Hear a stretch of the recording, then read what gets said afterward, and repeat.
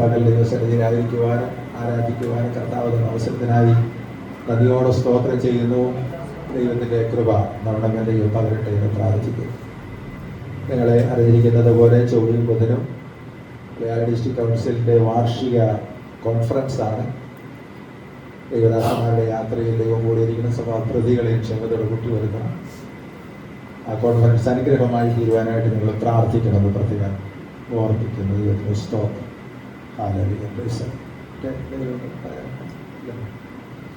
റോമാലേഖനം 12-ാം അധ്യായത്തിൻ്റെ 1-ാം വാക്യം ഒരു നിമിഷം വായിക്കുക. റോമാലേഖനം 12:1. സഹോദരന്മാരെ, ഞാൻ ദൈവത്തിന്റെ മനസ്സിൽ ഓർപ്പിച്ച് നിങ്ങളെ പ്രബോധിപ്പിക്കുന്നത് നിങ്ങൾ ബുദ്ധിയുടെ ആരാധനയായി നിങ്ങളുടെ ശരീരങ്ങളെ ജീവനും വിശുദ്ധിയും ദൈവത്തിന് പ്രസാദവുമുള്ള യാഗമായി സമർപ്പിക്കും. ഈ ലോകത്തിന് അനുകൂലമാകാതെ പ്രസാദവും പൂർണ്ണതയുമുള്ള ദൈവം ഇന്നതെന്ന് തിരിച്ചറിയേണ്ടതിന് മനസ്സ് പുതുക്കി രൂപാന്തരപ്പെടുകയും. ദൈവത്തിന്റെ വചനം നമ്മെ അനുഗ്രഹിക്കട്ടെ. വചനത്തിന്റെ കേൾവി അനുഗ്രഹമായി തീരട്ടെ എന്ന് പ്രാർത്ഥിക്കുന്നു. ഇന്നലെ വടക്കുളത്ത് വെച്ച് നടന്നായിട്ടുള്ള മാസയോഗത്തിൽ കടന്നു വന്ന കുറച്ചു പേർക്ക് സംബന്ധിക്കുവാൻ ഈ അവസരം ഒരുക്കി കർത്താവിദാസൻ നമ്മുടെ CF പ്രസിഡന്റ് ഷിൻസ് മാസ്റ്ററായിരുന്നു ശുശ്രൂഷിച്ചിരുന്നു. വളരെ അനുഗ്രഹമായിരുന്നു. ദൈവദാസനെ ദൈവം അനുഗ്രഹിക്കട്ടെ, സഭയെ ദൈവം അനുഗ്രഹിക്കട്ടെ എന്ന് പ്രത്യേകം പ്രാർത്ഥിക്കുന്നു. റോമാലേഖനം നമുക്ക് സുപരിചിതമായിട്ടുള്ള ലേഖനമാണ്. നവീകരണത്തിൽ പ്രധാന പങ്ക് വഹിച്ച ഒരു ലേഖനമാണ് റോമാലേഖനം. നവീകരണം എന്ന് ഞാൻ ഉദ്ദേശിച്ചത് നിങ്ങൾക്ക് സഭാചരിത്രത്തിൻ്റെ അല്പഭാഗങ്ങൾ അറിയാമെന്നുള്ള ചിന്തയിലാണ്. പെന്തക്കോസ്ത് സഭ ആരംഭിച്ചതിന് ശേഷമായിട്ട് ഏതാണ്ട് 500 വർഷങ്ങൾക്ക് ശേഷം സഭയിലേക്ക് കടന്നു വന്ന ദുരാചാരങ്ങളെ, അന്ധവിശ്വാസങ്ങളെ, ജാതീയമായിട്ടുള്ള ആരാധനകളെ ഒക്കെ സഭയെ മലിനമാക്കി 500 മുതൽ 1500 വരെയുള്ള 1000 വർഷം സഭയ്ക്ക് ഇരുണ്ട കാലഘട്ടമായിരുന്നു. ദൈവത്തിൻ്റെ വചനത്തിൽ നിന്നും അകന്നുപോയി ജാതി ആരാധനയുടെ പങ്ക് സഭയിലേക്ക് വന്നത് മൂലം സഭ, ഞാൻ പറഞ്ഞതുപോലെ, മലിനമായി തീർന്നു. അതിനകത്ത് പ്രധാനപ്പെട്ട ഒരു വിഷയം വന്നത് ദൈവത്തിൻ്റെ വചനം വിശ്വാസികൾക്ക് ആർക്കും വായിക്കാൻ പാടില്ല എന്ന നിബന്ധനയായിരുന്നു. 1000 വർഷം ദൈവസഭ അടച്ചു പൂട്ടപ്പെട്ട നിലയിലായിരുന്നു. ഉണ്ടായിരുന്ന ചില പ്രതികൾ പള്ളികളിൽ ചങ്ങലയിട്ട് പൂട്ടി വെച്ചിരുന്നു. പുരോഹിതന്മാർ പറയുന്നത് മാത്രം ജനം കേട്ട് കടന്നു പോയിരുന്നു. ദൈവത്തിൻ്റെ വചനത്തിൻ്റെ ശരിക്കുള്ള പ്രകാശം ലഭിക്കാതെ വണ്ണം ജനം ഒരു ഇരുട്ടിൻ്റെ അനുഭവത്തിലൂടെയാണ് കടന്നുപോയത്.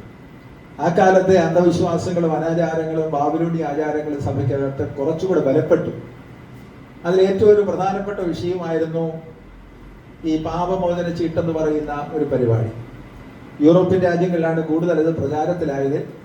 പാപമോചന ചീട്ട് എന്ന് പറഞ്ഞു കഴിഞ്ഞാൽ ചെയ്തു പോയ പാപങ്ങൾക്കും ചെയ്യാനുള്ള പാപങ്ങൾക്കും മരിച്ചുപോയവർ ചെയ്ത പാപങ്ങൾക്കും പരിഹാരമായിട്ട് പണം കൊടുത്ത് ചീട്ട് വാങ്ങിക്കുക.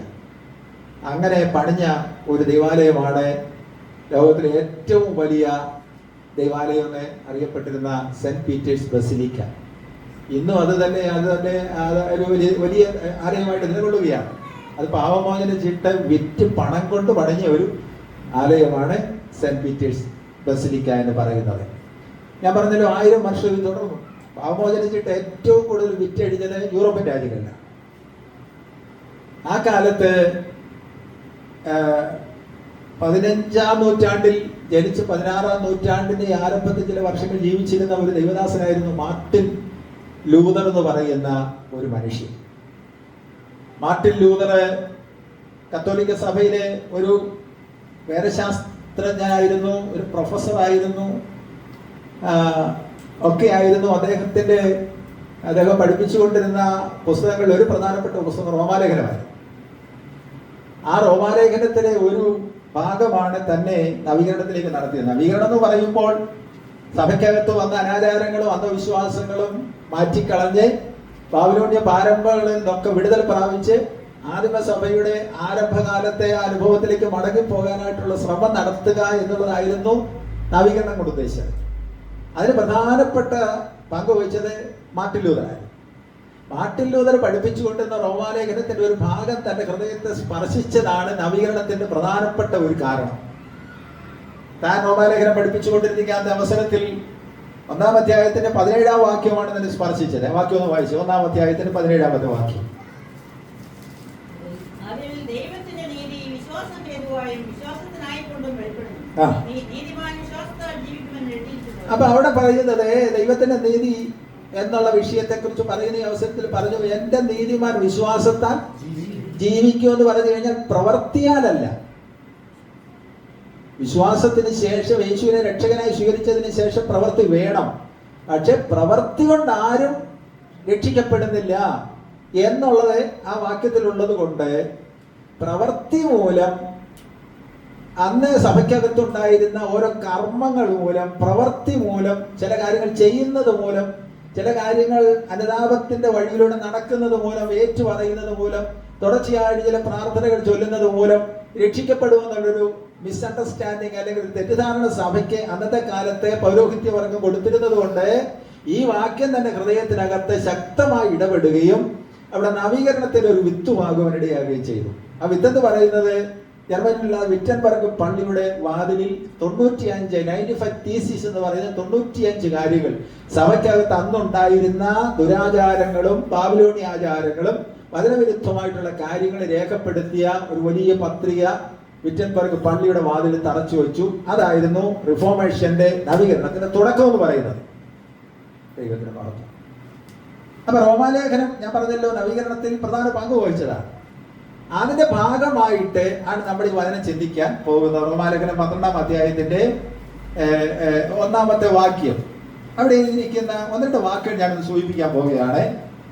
ഒന്ന് വായിച്ചാട്ടെ. സഹോദരന്മാരെ, ഞാൻ ദൈവത്തിന്റെ മനസ്സിലെ ഓർപ്പിച്ച് നിങ്ങൾ ശ്രദ്ധിക്കണം. അപ്പോസ്തലൻ പൗലോസ് പറയാൻ പോകുന്ന കാര്യങ്ങൾ, ഇനിയും പറയാൻ പോകുന്ന കാര്യങ്ങൾ എന്തിന്റെ വെളിച്ചത്തിൽ വേണം നിങ്ങൾ ചിന്തിക്കാൻ? എന്തിന്റെ വെളിച്ചത്തിൽ വേണം ചെയ്യാൻ? ദൈവത്തിന്റെ മനസ്സലിവിന്റെ വെളിച്ചത്തിൽ പോകണം നമ്മൾ ചിന്തിക്കാൻ. തുടർന്ന് കാണുന്ന കാര്യങ്ങൾ ദൈവത്തിന്റെ മനസ്സലിവിന്റെ വെളിച്ചത്തിൽ വേണം ചിന്തിക്കാൻ. എന്താണ് ദൈവത്തിന്റെ മനസ്സലിവ്? പാപികളും ദോഷികളുമായിരുന്ന നമ്മളെ രക്ഷിക്കാനൊരു മനസ്സലിവ് കാണിച്ചു. ആ മനസ്സലിവിന്റെ വെളിച്ചത്തിൽ വേണം ചിന്തിക്കാനേ. നാം നരകത്തിലേക്ക് യാത്ര ചെയ്തുകൊണ്ടിരുന്നപ്പോൾ നമ്മോട് കരുണ കാണിച്ച് ആ മനസ്സലിവിന്റെ വെളിച്ചത്തിൽ വേണം ചിന്തിക്കാനേ. നമ്മെ തെരഞ്ഞെടുത്ത മനസ്സലിവിന്റെ വെളിച്ചത്തിൽ വേണം ചിന്തിക്കാനേ. അവൻ നമ്മളെ ദൈവമക്കളാക്കിയ ദൈവത്തിന്റെ കരുണയുടെ ആ വെളിച്ചത്തിൽ വേണം നമ്മൾ എന്ത് ചെയ്യാൻ? ഇനി ബാക്കിയുള്ള ഭാഗങ്ങൾ ചിന്തിക്കാൻ. കാരണം അത് നമ്മൾ ഓർക്കുമ്പോൾ ഇനിയും പറയുന്ന കാര്യങ്ങൾ ചെയ്യാതിരിക്കാൻ പറ്റത്തില്ല. അവൻ ദൈവം നമ്മെ വിടുവിച്ച വിധങ്ങൾ ഓർക്കുമ്പോൾ, പാപത്തിൽ നിന്ന് വിടുവിച്ച വിധങ്ങൾ ഓർക്കുമ്പോൾ, നമ്മളെ തെരഞ്ഞെടുത്ത ദത്തെടുത്ത വിധങ്ങളെ ഓർക്കുമ്പോൾ ഇനിയും പറയുന്ന കാര്യങ്ങൾ നിങ്ങൾക്ക് ചെയ്യാതിരിക്കാൻ പറ്റത്തില്ലെന്നാണ് പറഞ്ഞു വരുന്നത്. എന്താണ് പറഞ്ഞു വരുന്നത്? വായിച്ചേ. മനസ്സിനെ ഓർപ്പിച്ച് നിങ്ങളെ പ്രബോധിപ്പിക്കുന്നത് നിങ്ങൾ ബുദ്ധിയുള്ള ആരാധനയായി, ഞാൻ അതിലേക്ക് വരാം. വായിച്ചാട്ടെ. നിങ്ങളുടെ ശരീരങ്ങളെ ജീവനും വിശുദ്ധിയും ദൈവത്തിന് പ്രസാദവുമുള്ള യാഗമായി സമർപ്പിക്കുക. നിങ്ങൾ യാഗമായി സമർപ്പിക്കണം നിങ്ങളുടെ ജീവിതത്തെ. നിങ്ങളുടെ ശരീരത്തെ എന്ന് പറഞ്ഞാൽ നിങ്ങളുടെ ജീവിതമാണ് ശരീരം. ഓക്കെ, നിങ്ങളുടെ ജീവിതത്തെ എന്ത് ചെയ്യണം? ജീവനുള്ള യാഗമായി. അങ്ങനെ ജീവനുള്ള യാഗമായി ശ്രദ്ധിക്കണം. എന്നെ നിങ്ങളൊന്ന് ശ്രദ്ധിക്കണം. ഇതൊരു കോൺട്രാഡിക്ടറി സ്റ്റേറ്റ്മെന്റ് എന്ന് പറഞ്ഞു കഴിഞ്ഞാൽ വൈരുദ്ധ്യാത്മകമായിട്ടുള്ള ഒരു സ്റ്റേറ്റ്മെന്റ്. യാഗം എന്ന് പറഞ്ഞു കഴിഞ്ഞാൽ എല്ലാ സമയത്തും ചത്തതാണ്. മരിക്കാതെ ചാകാതെ യാഗപീഠത്തിൽ അർപ്പിക്കാൻ പറ്റത്തില്ല. പഴയകാലത്തെ 1000 യാഗങ്ങൾ നടന്നിരുന്നു. അതെല്ലാം മൃഗത്തെ കൊന്നാണ് അർപ്പിച്ചിരുന്നത്. അപ്പൊ പിന്നെ ജീവനുള്ള യാഗമായി തീരുന്നത് എങ്ങനെയാണ്? അതാണ് നമ്മൾ ശ്രദ്ധിക്കേണ്ടത്. കൃത്യമായിട്ട് മനസ്സിലാക്കണം. ജീവനുള്ള യാഗം എന്ന് പറഞ്ഞാൽ മനസ്സിലാക്കിക്കൊള്ളണം, പാപത്തിന് മരിച്ചവരും ദൈവത്തിന് വേണ്ടി ജീവിക്കുന്നവരുമായവരാണ് ജീവനുള്ള യാഗം അർപ്പിക്കുന്നത്. സ്വത്രം. പാപത്തിന് മരിച്ചവരെ, അപ്പൊ തന്നെ ദൈവത്തിന് വേണ്ടി ജീവിക്കുന്നവരെ, അത് അവരാണ് ജീവനുള്ള യാഗം അർപ്പിക്കുന്നത്. അപ്പൊ എല്ലാവർക്കും അത് അർപ്പിക്കാൻ പറ്റുന്നില്ല. പാപസംബന്ധമായി മരിച്ചവരായ നാം എന്നുള്ള പദപ്രയോഗം, പാപസംബന്ധമായി മരിച്ചവരെന്ന് പറഞ്ഞു കഴിഞ്ഞാൽ പാപത്തിന്റെ പ്രവർത്തികൾ പിന്നെ ചെയ്യാൻ പറ്റാത്ത തരത്തിൽ ആയിത്തീർന്നവരെ. തെറ്റുകളും കുറ്റങ്ങളും ഇടയ്ക്ക് വരാൻ സാധ്യതയുണ്ടെന്നുള്ളത് ഞാൻ നിഷേധിക്കുന്നില്ല. അത് മറന്നുകൊണ്ടല്ല പറയുന്നത്. പക്ഷേ പാപം നമ്മളെ അടിമപ്പെടുത്തി പാപസംബന്ധമായിട്ട് പാപത്തിൽ ജീവിച്ചിരുന്നിടത്ത് നിന്നും ആ പാപസംബന്ധമായി മരിച്ചവരായിരുന്ന അവസ്ഥയിൽ നിന്നും യേശു കർത്താവിലൂടെ ദൈവം നമ്മളെ ജീവിപ്പിച്ചു. നമ്മളെ സ്വർഗത്തിലിരുത്തിയിരിക്കുന്നു. ആത്മീയ അനുഭവത്തിൽ നമ്മളെ നടത്തുന്നു. അപ്പൊ ജീവനുള്ള യാഗം എന്ന് പറഞ്ഞു കഴിഞ്ഞാൽ പാപസംബന്ധമായി മരിച്ചവരെ, അപ്പൊ തന്നെ ദൈവത്തിന് വേണ്ടി ജീവിക്കുന്നവരെ, അതാണ് ജീവനുള്ള യാഗം എന്നതുകൊണ്ട് ഇവിടെ അർത്ഥമാക്കുന്നത്. ദൈവത്തിന് സ്തോത്രം. ഇനിയും അങ്ങനെയുള്ളവർ എന്ത് ചെയ്യണം? ബുദ്ധിയുള്ള ആരാധനയായിട്ട് അർപ്പിക്കണം. എന്താണ് ബുദ്ധിയുള്ള ആരാധന. എന്താ ബുദ്ധിയുള്ള ആരാധന എന്ന് പറയുന്നത്? അതിനർത്ഥം ബുദ്ധിയില്ലാത്ത ആരാധനയുണ്ടെന്നല്ലേ? ബുദ്ധിയുള്ള ആരാധനയായിട്ട് അർപ്പിക്കണം എന്ന് പറഞ്ഞു കഴിഞ്ഞാൽ ബുദ്ധിയുള്ള ഇല്ലാത്ത ആരാധനയില്ലേ? ഇംഗ്ലീഷിൽ റീസണബിൾ സർവീസ് എന്നാ പറയുന്നത്. ആ ബുദ്ധി എന്നുള്ള വാക്ക് ഉപയോഗിച്ചിരിക്കുന്നെങ്കിലും. അപ്പൊ ബുദ്ധിയുള്ള ആരാധന എന്താണ്, ബുദ്ധി ഇല്ലാത്ത ആരാധന എന്താണെന്ന് ചിന്തിച്ചാൽ മനസ്സിലാവും ബുദ്ധിയുള്ള ആരാധന എന്താണ്. ബുദ്ധിയില്ലാത്ത ആരാധന എന്താണ്? സ്വന്തം താല്പര്യപ്രകാരം, സ്വന്തം ഇഷ്ടപ്രകാരം, അല്ലെങ്കിൽ വേറെ ആളുകൾ എന്തെങ്കിലും പറയുന്നത് അനുസരിച്ചും ഒക്കെ ആരാധിച്ചു പോകുന്നതാണ് ബുദ്ധിയില്ലാത്ത ആരാധന. നേരെ മറിച്ച് ദൈവത്തിന്റെ വചനത്തിന്റെ വ്യവസ്ഥ അനുസരിച്ച് ദൈവം ആഗ്രഹിക്കുന്ന തരത്തിൽ ദൈവത്തിന്റെ വചനത്തിൽ രേഖപ്പെടുത്തിയിരിക്കുന്ന കൃത്യമായിട്ടുള്ള നിയമങ്ങൾ പാലിച്ച് ആരാധിക്കുന്ന ആരാധനയാണ് ബുദ്ധിയുള്ള ആരാധന. പക്ഷെ ആരാധന എന്താണെന്ന് ആദ്യം നമ്മൾ മനസ്സിലാക്കണം, നമ്മൾ ചിന്തിക്കണം. നമ്മൾ പാട്ട് പാടുന്ന ആരാധനയുടെ ഒരു ഭാഗമാണ്, നമ്മൾ കരങ്ങളടിക്കുന്ന ആരാധനയുടെ ഒരു ഭാഗമാണ്, ഉച്ചത്തിൽ ഹല്ലേലൂയ പറയുന്ന ആരാധനയുടെ ഒരു ഭാഗമാണ്. പക്ഷെ യഥാർത്ഥ ആരാധന അതിന് അപ്പുറത്താണ്. എന്റെ കൂടെ നിങ്ങൾ ഇരിക്കണം. പാട്ട് പാടുന്നതിനും കരങ്ങൾ അടിക്കുന്നതിനും ഹല്ലേലൂയ പറയുന്നതിന് അപ്പുറത്താണ് ബുദ്ധിയുള്ള ആരാധന. ഈ പറഞ്ഞതെല്ലാം ആരാധനയുടെ ഭാഗമാണ്. യഥാർത്ഥത്തിലുള്ള ആരാധന നിരന്തരമായിട്ടുള്ള ദൈവസന്നിധിയുള്ള സമർപ്പണത്തോടുള്ള ജീവിതമാണ്. അതാണ് യഥാർത്ഥത്തിലുള്ള ആരാധന. അതിവിടെ വരുന്നതിന് മുമ്പേ ആരംഭിക്കുന്നതാണ്. നിങ്ങൾ വീട്ടിലായിരിക്കുമ്പോഴാണ് നിങ്ങൾ തുടരുന്നതാണ്, ജോലിസ്ഥലത്തായിരിക്കുമ്പോൾ നിങ്ങൾ തുടരുന്നതാണ്. നിങ്ങൾ എവിടെയായിരുന്നാലും തുടരുന്ന ഒരു ആത്മീയ ജീവിതമാണ് യഥാർത്ഥത്തിലുള്ള സമർപ്പണ ജീവിതം, നമ്മുടെ ആരാധന എന്ന് പറയുന്നത്. ഇവിടെ വരുമ്പോൾ നമ്മൾ ഒരുമിച്ച് ആരാധിക്കുമ്പോൾ അതിന്റെ പ്രത്യേകതയുണ്ട്. അപ്പൊ 34 സങ്കീർത്തനം 3-ാം വാക്യം അല്ലേ വായിച്ചത്? നമ്മൾ നേരത്തെ വായിച്ചിട്ടുണ്ടല്ലോ. എന്താ വായിക്കുന്നേ? വായിച്ചേ. 34 സങ്കീർത്തനം 3-ാം വാക്യം. 3-ാം വാക്യം വായിച്ചേ. 3-ാം വാക്യം. എന്നോട് ചേർന്ന് യഹോവയെ മഹിമപ്പെടുത്തുവീൻ, നാം ഒന്നിച്ച് അവരുടെ നാമത്തെ. ഇത് ദൈവസഭയിൽ വന്ന് കോർപ്പറേറ്റ് വർഷിപ്പാണ്. എന്നെ ശ്രദ്ധിക്കണം. പേഴ്സണൽ വർഷിപ്പ് ഉണ്ട്, കോർപ്പറേറ്റ് വർഷിപ്പ് ഉണ്ട്. എന്ന് പറഞ്ഞാൽ വ്യക്തിപരമായ ആരാധനയെ കുറിച്ചാണ് റോമാലേഖനം 12:1 പറയുന്നത്. പക്ഷെ നമ്മൾ ദൈവസഭയിൽ വന്ന് ഒരുമിച്ച് ആരാധിക്കുന്ന അവസരത്തിൽ നിശ്ചയമായിട്ട് ചില പ്രത്യേകതകളുണ്ട്. ആ വ്യക്തിപരമായിട്ട് സമർപ്പണത്തോടുകൂടിയുള്ള ജീവിക്കുന്നവർ ഒരുമിച്ച് കൂടി വരുന്ന അവസരത്തിൽ അവർ ചെയ്യേണ്ട കാര്യം എന്താണ്? ബുദ്ധിയുള്ള ആരാധനയുടെ ഭാഗമായിട്ട് ദൈവത്തിന്റെ നാമം ഉയർത്തുക. ഒരു വിശുദ്ധന്മാരുടെ നാമമല്ല, മറിയുടെ നാമമല്ല. ആമേൻ. സഭ വിശുദ്ധന്മാരെന്ന് ഡിക്ലെയർ ചെയ്തിരിക്കുന്ന നാമമല്ല. അതൊന്നും നമ്മുടെ നാവിലെടുക്കാൻ അധികാരമില്ല. നമ്മൾ ദൈവത്തെ ഒരുമിച്ച് ആരാധിക്കുമ്പോൾ ഉയർത്തേണ്ട ഒരേ ഒരു നാമമേ ഉള്ളൂ. നമ്മുടെ ദൈവത്തെ ആരാധിക്കുമ്പോൾ ദൈവത്തിന്റെ നാമത്തെ ഉയർത്തണ്ടേ. ദൈവത്തെ ആരാധിക്കുന്ന പറയുന്ന അവസരത്തിൽ ആരാധന സമയത്ത് വേറെ ഏതൊരു പേര് പറഞ്ഞാലും അത് വചനവിരുദ്ധമാണ്. അങ്ങനെ കുറെ പേരുകൾ പറഞ്ഞെടുത്ത് നമ്മൾ ആരാധന ഇറങ്ങി തിരിച്ചേ. അങ്ങനെ കുറെ നാമത്തെ ഉയർത്തിരുന്നിടത്ത് നിന്നാണ് നമ്മൾ ആരാധനയ്ക്ക് ഇറങ്ങി തിരിച്ചേ.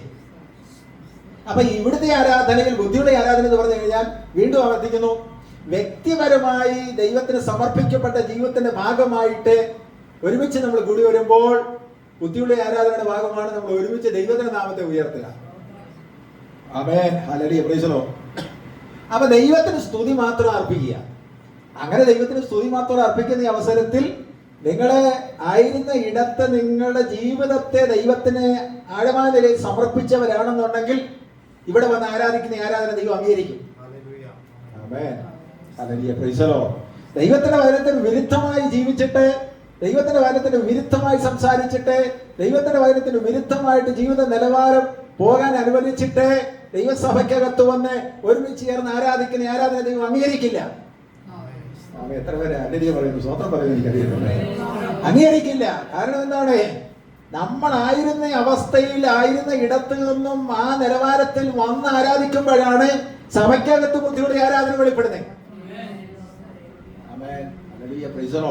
അപ്പൊ അങ്ങനെ ബുദ്ധിയുള്ള ആരാധനയായിട്ട് എപ്പോഴും ഒരു സമർപ്പണ ജീവിതം, ശരിക്കുള്ള സമർപ്പണ ജീവിതം ഹോമയാഗത്തിന്റെ അനുഭവം. ഒന്നും ബാക്കി വെക്കുന്നില്ല, നമ്മുടേതായിട്ടൊന്നും ബാക്കി വെക്കുന്നില്ല. എന്ന് പറഞ്ഞു കഴിഞ്ഞാൽ നമ്മുടെ ശരീരം മുഴുവൻ സമർപ്പിക്കപ്പെട്ട, ബുദ്ധിയുടെ പ്രമാണം മുഴുവൻ സമർപ്പിക്കപ്പെട്ട, നമ്മുടെ ജീവിതത്തിന്റെ എല്ലാ നിലവാരങ്ങളും സമർപ്പിക്കപ്പെട്ടതായിരിക്കണം ഹോമയാഗത്തിന്റെ അനുഭവം. അവിടെയാണ് തീ ഇറങ്ങുന്നത്. ഏലിയാവ് അർപ്പിച്ച യാഗത്തിന്മേൽ തീ ഇറങ്ങിയിട്ട് ആ യാഗത്തെ മുഴുവനും ദഹിപ്പിച്ചു. അവയില്ലേ, യാഗത്തെ മുഴുവനും ദഹിപ്പിച്ചു. വിറക് ദഹിപ്പിച്ചു, മണ്ണ് ദഹിപ്പിച്ചു, യാഗപീഠം പണിഞ്ഞ് കല്ലുവരെ ദഹിപ്പിച്ചു പോയി. എത്ര ശക്തിയുള്ള തീയായിരുന്നു. ചിന്തിച്ചു നോക്കിക്കേ. തീ എന്ന് പറയുമ്പോൾ വീണ്ടും തെറ്റിദ്ധാരണ ഉണ്ടാകരുത്. ദൈവസാന്നിധ്യം ഇറങ്ങി വന്നെന്നാണ് അതിന്റെ അർത്ഥം. അക്ഷരികമായിട്ട് അവിടെ തീ ഇറങ്ങി ശരിയാണ്. പക്ഷേ ദൈവത്തിന്റെ തേജസ്സും സാന്നിധ്യവും ആ യാഗത്തിന്മേൽ ഇറങ്ങിയിട്ട് ഒന്നും അവശേഷിപ്പിക്കാതെ ദഹിപ്പിച്ചതുപോലുള്ള ഒരു ആരാധനയാണ് ആരാധനയ്ക്ക് കഴിഞ്ഞ് മടങ്ങി പോകുമ്പോൾ അനുഭവിച്ചറിയേണ്ടത്. എന്നെ പൂർണ്ണമായിട്ട് സമർപ്പിച്ചു. നമ്മൾ പാടിയില്ലേ പാട്ടൊക്കെ, നന്നായിട്ട് സെലക്ട് ചെയ്യുന്നുണ്ട്. അവസരോചിതമായിട്ടുള്ള പാട്ടുകൾ. ദൂതൻ അതിന് കൂടെ അങ്ങനെ വരുന്നത് അല്ലേ. എന്നെ ഒറ്റുമായി ഞാൻ സമർപ്പിക്കുന്നേ, നിൻ വചനത്താൽ എന്നെ കഴുകണമേ, തിരക്കിതം പോലെ എന്നെ. എത്ര അർത്ഥമായിട്ടുള്ള പാട്ടാണ്. ആ പാട്ടൊക്കെ പാടുന്ന അവസരം നിങ്ങളുടെ മനോഭാവം എന്താണെന്ന് എനിക്കറിയത്തില്ല. എന്നെ സംബന്ധിച്ചിടത്തോളം ആ പാട്ടുകളൊക്കെ പാടുന്ന അവസരത്തിൽ മനസ്സിലാക്കിയാണ് പാട്ടാനോട് ശ്രമം നടത്തുന്നത്. എന്നെ മുറ്റുമായി ഞാൻ സമർപ്പിക്കുന്നു പറഞ്ഞാൽ നമുക്കൊന്നും ബാക്കി വെക്കാതെ, ഒന്നും ബാക്കി വെക്കാതെ യേശു നമുക്ക് വേണ്ടി യാഗമായി തീർന്നെങ്കിൽ, ഒന്നും ബാക്കി വെക്കാതെ സ്വർഗ തീരുമാനം എടുത്ത അനുസരിച്ച്, സ്വർഗം ക്രമീകരണം ചെയ്തതനുസരിച്ച് തന്റെ വസ്ത്രം പോലും മറ്റുള്ളവർക്ക് കൊടുത്തിട്ട് അയച്ചു കർത്താവ്. രാവിലെ സമയം നിങ്ങൾ ദൂതേറ്റെടുക്കണം. അങ്ങനെയാണെന്നുണ്ടെങ്കിൽ നമ്മളെ സമർപ്പിച്ച് പൂർണ്ണ സമർപ്പണത്തോടെ ഹോമയാഗമായിട്ട് അർപ്പിക്കുന്നതാണ് ബുദ്ധിയുള്ള ആരാധന എന്ന് പറയുന്നത്. അല്ലാത്ത ആരാധന എന്ന് പറയുന്നത് ബുദ്ധിയില്ലാത്ത ആരാധനയാണ്. ഞാൻ അതിലേക്കൊന്നും അധികം പോകുന്നില്ല. ദൈവത്തിന് സ്തോത്രം. പ്രൈസലോ. പറയുമ്പോൾ രസകരമായിട്ട് തോന്നുമായിരിക്കാം. എവിടൊക്കെയോ നടന്നിട്ടുള്ള കാര്യങ്ങൾ ആളുകൾ പറഞ്ഞിട്ടുള്ളതാണ്. ഈ എന്താ മുറുക്കാനൊക്കെ ചവിക്കുന്ന ആളുകള് വായിക്കാതെ മുഴുവൻ മുറുക്കാനായിരിക്കും. പക്ഷേ ആ കുർബാന കാണാൻ വേണ്ടി വരുന്നതിന് തൊട്ട് മുമ്പ് അതിനെ തൊപ്പിക്കളഞ്ഞ് വായൊന്ന് കഴുകി കുർബാന കാണാൻ വരുന്നവരുണ്ടായിരിക്കാം. ഇടയില് വീടിക്കുറ്റിയൊക്കെ ഇങ്ങനെ വെച്ചിരിക്കുകയാണ്. അവർക്കൊരു ബോധ്യമുണ്ട് കുർബാന കാണുമ്പോൾ ഏറ്റവും കുറഞ്ഞ് ഇത് പാടില്ലെന്നുണ്ട്. ഇടപെട്ടുണ്ടോ നിങ്ങളെ? കുർബാന കാണാൻ വരുന്നവരെ ഈ വീട്ടിൽ മുറുക്കുന്നതെല്ലാം ഒന്ന് ക്ലീൻ ആക്കണം. കുർബാന കാണാൻ വരുന്നവരെ ഇടയിലുള്ള വീടിയൊക്കെ ഒന്ന് മാറ്റണമെന്നുള്ള ബോധമില്ലേ? എന്തായാലും അർത്ഥം ആരാധനയെ കുറിച്ച്, ദൈവത്തിന്റെ വിശുദ്ധിയെ കുറിച്ചും അറിഞ്ഞോ അറിയാതെ അവരുടെ മനസ്സിനൊരു ബോധം ദൈവം കൊടുത്തിട്ടുണ്ട്. പക്ഷെ ആരാധന സമയത്ത് മാത്രമുള്ള ഒരു വിശുദ്ധീകരണമല്ല യഥാർത്ഥ ബുദ്ധിയുള്ള ആരാധന. ആമേൻ. ഹല്ലേലൂയ. Praise the Lord. അത്തരം പ്രവർത്തികളെല്ലാം മാറ്റിക്കളഞ്ഞ് ബുദ്ധിയുള്ള ആരാധനയായ ദൈവസന്നിധിയിൽ ഏൽപ്പിച്ചു കൊടുക്കാവുന്നുണ്ടെങ്കിൽ ഞാൻ വീണ്ടും ആവർത്തിച്ചു പറയുന്നു, യാഗത്തിന്മേൽ തീ ഇറങ്ങും. എത്ര പേര് രാവിലെ സമയം ആഴമായിട്ട് ഈ ബോധ്യമായിട്ട് കഥയാണ്. യാഗത്തിന്മേൽ തീ ഇറങ്ങുന്ന അവസരം എന്താ സംഭവിക്കുന്നത് അറിയാമോ? ദൈവം നിങ്ങളെ അംഗീകരിക്കുക മാത്രമല്ല, ആ തീ കൊണ്ട് കത്തിക്കേണ്ടതൊക്കെ കത്തിച്ചു മടക്കി അയക്കും. എത്ര പേര് സ്വതന്ത്രം പറയാനുണ്ട്? നമ്മുടെ ജീവിതത്തിൽ കത്തിക്കേണ്ടതെല്ലാം കത്തിച്ചു മടക്കി അയക്കുന്നതാണ് ബുദ്ധിയുള്ള ആരാധന എന്ന് പറയുന്നത്. ആത്മാവിലുള്ള ആരാധനയിൽ എന്തെല്ലാം നടക്കുമെന്നുള്ളത് ഇതുവരെ നമ്മൾ മനസ്സിലാക്കിയിട്ടില്ല. ആരാധനയുടെ മഹത്വം എന്തെന്ന് ഞാൻ ക്ലാസ് എടുത്ത അവസരത്തിൽ പറഞ്ഞ, ബുദ്ധിയുള്ള ആരാധനക്കാർ ജീവിക്കുന്ന ഭവനത്തിനകത്തെ മറ്റൊന്നിനും വസിക്കാൻ ഇടമില്ല. ബുദ്ധിയുള്ള ആരാധനക്കാർ ഭവനത്തിൽ ആരാധിക്കുന്ന അവസരത്തിൽ മറ്റുള്ളതെല്ലാം മാറിപ്പോകും. കാരണം ഒന്നിനും ഇരിക്കാൻ പറ്റുന്നില്ല. ഞാൻ പലപ്പോഴും പറഞ്ഞിട്ടുള്ളതാണ്. ആമേൻ. ആത്മീയ ആരാധനയുടെ മഹത്വം ഭവനത്തിൽ ഏറ്റെടുക്കണം. ആത്മീയ ആരാധനയുടെ മഹത്വം ഭവനത്തെ സഭയ്ക്കകത്ത് വന്നിരിക്കുമ്പോൾ മാത്രമല്ല, ആ ആത്മീയ ആരാധനയുടെ മഹത്വം നമ്മൾ ആയിരിക്കുന്നത് ഭവനത്തിൽ ഏറ്റെടുക്കാൻ ദൈവം അവസരം തരികയാണ്. പ്രിയമുള്ളവരെ, ഇന്ന് നമ്മുടെ ഞാൻ ആഴമായി ദൈവാത്മ വിളിച്ചു പറയും, നമ്മുടെ ഓരോ ഭവനങ്ങളും യാഗസ്ഥലമായി തീരണം. നമ്മുടെ ഓരോ കുടുംബങ്ങളും യാഗസ്ഥലമായി തീരണം. നമ്മുടെ വ്യക്തിപരമായ ജീവിതം മാത്രമല്ല, ഓരോ കുടുംബങ്ങളും യാഗസ്ഥലമായി തീരണം. ദൈവത്തിന് ഇഷ്ടമില്ലാത്തതൊന്നും ഭവനത്തിൽ നിന്ന് നമ്മൾ ഉറപ്പുവരുത്തണം. ദൈവത്തിന് ഇഷ്ടമില്ലാത്ത ഒരു പ്രവൃത്തിയും ഭവനത്തിൽ നിന്ന് നമ്മൾ ഉറപ്പുവരുത്തണം. ദൈവത്തിന് ഇഷ്ടമില്ലാത്തതൊന്നും ഭവനത്തിൽ നിന്ന് ഉറപ്പുവരുത്തി ആ ഭവനത്തിനകത്ത് ദൈവത്തെ ആത്മാവിൽ ആരാധിക്കാൻ തുടങ്ങുമ്പോൾ ആ ഭവനം ദൈവസാന്നിധ്യം കൊണ്ട് നിറയും. Amen. Hallelujah. Praise the Lord. Hallelujah. ഒരു വാദിന്റെ കൂടാരത്തിന് അടുക്കയിൽ എന്ന് പറഞ്ഞാൽ അകത്ത് ആരാധന നടക്കുമ്പോഴാണ്. എത്ര പേര് സ്വതന്ത്രം പറയുന്നത് എനിക്ക് അറിയത്തില്ല. ഭവനത്തിനകത്ത് ആരാധന നടക്കുമ്പോൾ വാദിന്റെ കൂടാരത്തിന് എടുക്കുന്നില്ല. ഭവനത്തിനകത്ത് ആരാധന മുടങ്ങുമ്പോൾ എല്ലാ വാദയും അവരത്തോട് അടുക്കാൻ തുടങ്ങും. സ്വതന്ത്രം പറഞ്ഞുകൊണ്ടിരുന്നതാണ്. എല്ലാവരും സ്വതന്ത്രം പറഞ്ഞുകൊണ്ടിരുന്നതാണ്. ഞാൻ ആവർത്തിച്ച് പറയുന്നു, ഭവനത്തിനകത്ത് ആത്മീയ ആരാധന മുടങ്ങുമ്പോൾ സ്തോത്രം ബാധകൾ ഭവനത്തോട് അടുക്കാൻ തുടങ്ങും. രാവിലെ സമയം സ്വോത്രം പറഞ്ഞ് നിങ്ങൾ ദൈവത്തെ ആരാധിച്ച് സമർപ്പണത്തോടുകൂടി ഏൽപ്പിച്ചു കൊടുക്കണം. ഭവനത്തിനകത്ത് ആത്മാവിന്റെ ആരാധന ഉണ്ടെന്ന് നിങ്ങൾ ഉറപ്പുവരുത്താമെന്നുണ്ടെങ്കിൽ ഒരു ബാധയുടെ കൂടാരത്തിന് എടുക്കുകയില്ല. നമ്മൾ ഭവനത്തിലുള്ള എല്ലാവരും ചേർന്ന് ഒരുമിച്ച് ആരാധിക്കുന്ന ഒരു അനുഭവത്തിന് മുടക്കമുണ്ടെങ്കിൽ ഇന്ന് നമ്മൾ ഏൽപ്പിച്ചു കൊടുത്ത് ദൈവത്തോട് പ്രാർത്ഥിക്കുക. കർത്താവേ, ഭവനത്തിലുള്ള എല്ലാവരും ഒരുമിച്ചിരുന്ന് ആത്മാവിൽ ആരാധിക്കുന്ന ഒരു അനുഭവം നിങ്ങൾക്ക് തരണമേ. ഒരു ബാധയും കൂടാരത്തിന് എടുക്കാതെ വണ്ണം ദൈവത്തിന്റെ സംരക്ഷണ വലയം നിങ്ങളുടെ ഭവനത്തിൽ ഉണ്ടായിരിക്കണമേ. ഇന്ന് നിങ്ങൾ പ്രാർത്ഥിക്കാൻ തയ്യാറാണെങ്കിൽ ദൈവത്തിന്റെ ദൂതന്മാരുടെ കാവൽ ഇപ്പോൾ തന്നെ നിങ്ങളുടെ ഭവനത്തിൽ അയച്ച് ദൈവം നിങ്ങളുടെ ഭവനത്തെ സംരക്ഷിക്കുവാൻ തയ്യാറായിരിക്കുന്നു എന്ന് നമ്മൾ ദൂത് വിളിച്ചു പറയുകയാണ്. ഏറ്റെടുക്കാൻ താല്പര്യമുള്ളവർ ഏറ്റെടുത്തോളുക.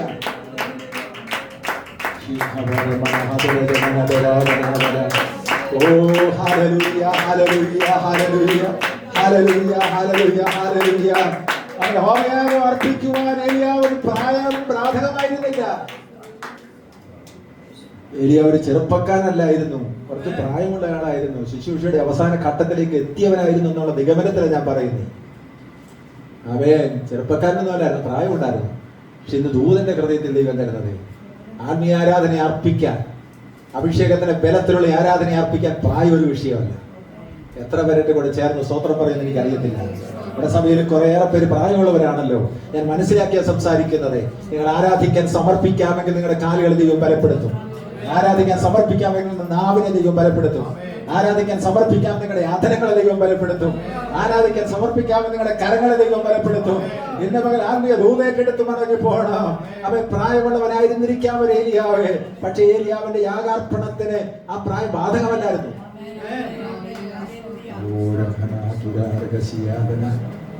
കാരണം എന്താണെന്ന് അറിയാമോ? 850 പ്രവാചകന്മാര്, ബാലിന്റെ പ്രവാചകന്മാർ, അജപ്രതിഷ്ഠയുടെ പ്രവാചകന്മാരെ കൊല്ലാൻ തയ്യാറായി നിൽക്കുമ്പോൾ ഏകനായി നിൽക്കുന്ന ഏലിയാവിനെ ബലപ്പെടുത്തിയ ഒരു ബലമുണ്ട്. എല്ലാവരും സ്വതന്ത്രം പറഞ്ഞുകൊണ്ടിരുന്നു കേട്ടോ. 850 ബാലിന്റെ പ്രവാചകന്മാർ, അശേരാപ്രതിഷ്ഠ പ്രവാചകന്മാരെ, രാജാവ്, രാജ്ഞി ആമൻ ഏലിയാവിനെതിരെ നിൽക്കുമ്പോൾ ഏലിയാവിനെ ധൈര്യപ്പെടുത്തിയ ഒരു ശക്തി ഉള്ളത് എന്താണെന്ന് അറിയാമോ? അവൻ ഉയരത്തിലെ ശക്തിയായിരുന്നു. ഇന്ന് രാവിലെ സമയം ഏറ്റെടുക്കാൻ തയ്യാറാണോ? ഏലിയാവിനെ ബലപ്പെടുത്തിയ ശക്തി ഉയരത്തിലെ ശക്തിയായിരുന്നു. രാജാവ് എതിരായിക്കൊള്ളട്ടെ, രാജ്ഞി എതിരായിക്കൊള്ളട്ടെ, അധികാരികൾ എതിരായിക്കൊള്ളട്ടെ, അവൻ പൗരോഹിത്യ വർഗം എതിരായിക്കൊള്ളട്ടെ, ആരാധിക്കുന്ന ദൈവത്തിന്റെ ജനത്തിന് ആരാധന മുടക്കാൻ ഒരു ശക്തിക്ക് കഴിയത്തില്ല. ആരാധിക്കുന്ന ദൈവജനത്തിന്റെ അവൻ ആരാധന മുടക്കാൻ ഒരു അധികാരികൾക്ക് കഴിയത്തില്ല. ഇതുപോലെ ഏറ്റെടുത്തോ. ഏലിയാവ് തന്നെയല്ലേ ആ യാഗമൃഗത്തെ ഒരുക്കിയത്. ഒറ്റ ഒരുത്തൻ സഹായത്തിന് വന്ന് കാണത്തില്ല. എല്ലാവരും രാജാവിനോട്, രാജ്ഞിയോടും ആമേൻ ബാലിന്റെ അശേരാപ്രതിഷ്ഠയും പുരോഹിതന്മാരോട് ചേർന്ന് നിൽക്കുമ്പോൾ, ജനമെല്ലാം ചേർന്ന് നിൽക്കുമ്പോൾ ഒരു കുഞ്ഞവനെ സഹായിക്കാൻ വന്നില്ല. ഇതൊക്കെ ഞാൻ ദൂത വിളിച്ചു പറയുന്നത്. ആരാധനയ്ക്ക് ആരുടെ ആവശ്യമില്ല. ആരാധനയ്ക്ക് ഒരു കൈത്താങ്ങലും ആവശ്യമില്ല.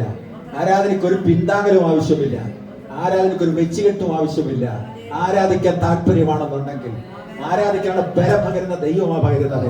ലോകത്തെ കണ്ടുകൊണ്ടുള്ള ആരാധന നടക്കേണ്ടത്, വീട്ടുകാരെ കണ്ടുകൊണ്ടുള്ള ആരാധന നടക്കേണ്ടത്, ചർച്ചക്കാരെ കണ്ടുകൊണ്ടുള്ള ആരാധന നടക്കേണ്ടത്. ആരാധന നടക്കേണ്ട ആരാധന കണ്ടുകൊണ്ടാണ്. ദൈവത്തിന് ആശ്രയിക്കാൻ നീ തയ്യാറാണെങ്കിൽ, ദൈവത്തിന്റെ മുഖത്തേക്ക് നോക്കാൻ തയ്യാറാണെന്നുണ്ടെങ്കിൽ പ്രായം ഒരു വിഷയമല്ല, ശാരീരിക ക്ലേശം ഒരു വിഷയമല്ല. അവിടെ എല്ലാം ബലപ്പെടുത്തുന്ന എന്റെ കൃപ നിനക്ക് മതി, എന്റെ ശക്തി ബലഹീനത തികഞ്ഞു വരുന്ന ദൈവത്തിന് വചനപ്രകാരം ആത്മീയ ബലപകരാൻ കഴിവുള്ള ഒരു ദൈവത്തെയാണ് ആരാധിക്കുന്നത്. ഏറ്റെടുക്കുന്ന ഒരു കരങ്ങളിൽ ദൈവത്തെ ശ്രദ്ധിച്ചാട്ടെ. നിങ്ങൾ ബുദ്ധിയുള്ള ആരാധനയായി ദൈവത്തിന് പ്രസാദകരമായ ഒരു ആരാധന അർപ്പിക്കാൻ വരുന്ന ആളുകൾ നിങ്ങൾ തന്നെ സമർപ്പിച്ചു കൊടുക്കുക. നിങ്ങളുടെ വിഷയങ്ങൾ ദൈവം കൈകാര്യം ചെയ്യും. ഒരു നിമിഷം കണ്ണുകൾ അടയ്ക്കാമോ? ഒരു നിമിഷം കണ്ണുകൾ അടച്ച് ദൈവത്തിന് സമർപ്പിക്കാൻ ഏറ്റെടുത്ത ദൂത് ജീവിതത്തിൽ പ്രായോഗികമാകത്തക്കവണ്ണം ദൈവത്തിന്റെ കരങ്ങളിലേക്ക് ഏൽപ്പിച്ചു കൊടുക്കാനുള്ള ഒരു പകലാണല്ലോ ദൈവം നമുക്ക് തന്നിരിക്കുന്നത്. ശുശ്രൂഷയുടെ വിവിധ ഇടങ്ങളിലേക്ക് ദൈവാത്മാവനെ കൊണ്ടുപോയി. ദൂതിന്റെ പല വശങ്ങളിലേക്ക് ദൈവാത്മാവനെ കൊണ്ടുപോയി. ഞാൻ ഇന്നലെ രാത്രി ഒന്ന് രാവിലെയും ചിന്തിച്ചതിനപ്പുറത്ത് ദൈവിക ദൂതുകൾ ദൈവാത്മാവ് തന്നു. ഇത് പകൽ ഏറ്റെടുക്കാൻ തയ്യാറാണെന്നുണ്ടെങ്കിൽ ആരെയും നോക്കരുത്. വന്നവരെയും നോക്കരുത്, വരാത്തവരെയും നോക്കരുത്. Amen, hallelujah, praise the Lord. Amen, hallelujah. ആരെയും നോക്കണം? യേശു കർത്താവിനെ മാത്രം നോക്കാം. രാവിലെ ഞാൻ ദൂത് വിളിച്ചു പറയുകയാണ്, മറ്റുള്ളവരെ നോക്കി നിങ്ങളുടെ ആത്മീയ ക്ഷീണിച്ചു പോകരുത്. വരാത്തവരെ ചിന്തിച്ച് നിങ്ങളുടെ ആത്മീയ ക്ഷീണിച്ചു പോകരുത്. അവൻ ചുറ്റുപാടുകളെ നോക്കി നിങ്ങളുടെ ആത്മീയം ക്ഷീണിച്ചു പോകരുത്. സ്തോത്രം ചെയ്യുന്നവരെ നിങ്ങൾ നോക്കേണ്ട കാര്യമില്ല. അവർക്ക് കൃപ ലഭിച്ചതനുസരിച്ച് അവർക്ക് ചെയ്യാൻ പറ്റൂ. പക്ഷെ നിങ്ങൾ സ്തോത്രം ചെയ്യുമ്പോൾ നിങ്ങൾക്ക് ലഭിച്ച കൃപയ്ക്കനുസരിച്ച് നിങ്ങൾ സ്തോത്രം ചെയ്യണം. നിങ്ങൾക്ക് ദൈവം തന്നിരിക്കുന്ന ആരോഗ്യവും ബലവും ദൈവകൃപ അനുസരിച്ച് നിങ്ങൾ ദൈവത്തെ ആരാധിക്കണം. ആദരങ്ങൾ വന്ന് ദൈവത്തെ ആരാധിക്കാൻ ഏൽപ്പിച്ചു കൊടുത്താൽ നമ്മുടെ വായി നിറയ്ക്കുന്ന, കൃപ കൊണ്ട് നിറയ്ക്കുന്ന, നന്മ കൊണ്ട് നിറയ്ക്കുന്ന, അനുഗ്രഹം കൊണ്ട് നിറയ്ക്കുന്ന ദൈവം ആമേൻ സ്തോത്രം നമ്മുടെ ശരീരത്തെ മുഴുവൻ ബലപ്പെടുത്തും. നമ്മുടെ ആദരമാണ് നമ്മുടെ നാവാണ് മരണത്തെ ജീവനെ നിശ്ചയിക്കുന്നത്. രാവിലെ സമയം ഊന്നുകൾ ഏറ്റെടുത്തുകൊണ്ട് ഒരു ദിവസങ്ങൾ ആരാധനയ്ക്കകത്ത് ഒരു ദൈവിക സ്പർശനം അനുഭവിച്ചറിയാനുള്ള കൃപയോടുകൂടി ഏറ്റെടുത്തുകൊള്ളണം. യേശുവിന്റെ നാമത്തിൽ, യേശുവിന്റെ നാമത്തിൽ, യേശുവിന്റെ നാമത്തിൽ ഒരു നിമിഷം നിങ്ങൾ പ്രാർത്ഥിച്ചാണ്ട്, സ്തോത്രം ചെയ്ത് പ്രാർത്ഥിച്ചാണ്ട് പിന്നെ പ്രാപനെ ആരാധിച്ച് ആരാധനയുടെ ബലം ഏറ്റെടുത്തുകൊണ്ട് മടങ്ങിപ്പോകണം. ശാരീരികമായിട്ടുള്ള ക്ലേശങ്ങളൊക്കെ ആമേൻ സ്തോത്രം ദൈവത്തിന്റെ കരത്തിലേക്ക് ഏൽപ്പിച്ചു കൊടുത്താൽ ദൈവം കൈകാര്യം ചെയ്യും. ദൈവകരങ്ങളിലേക്ക് സമർപ്പിച്ചു കൊടുത്ത് ഒരു നിമിഷം ഒന്ന് സ്തോത്രം ചെയ്ത് പ്രാർത്ഥിച്ചാൽ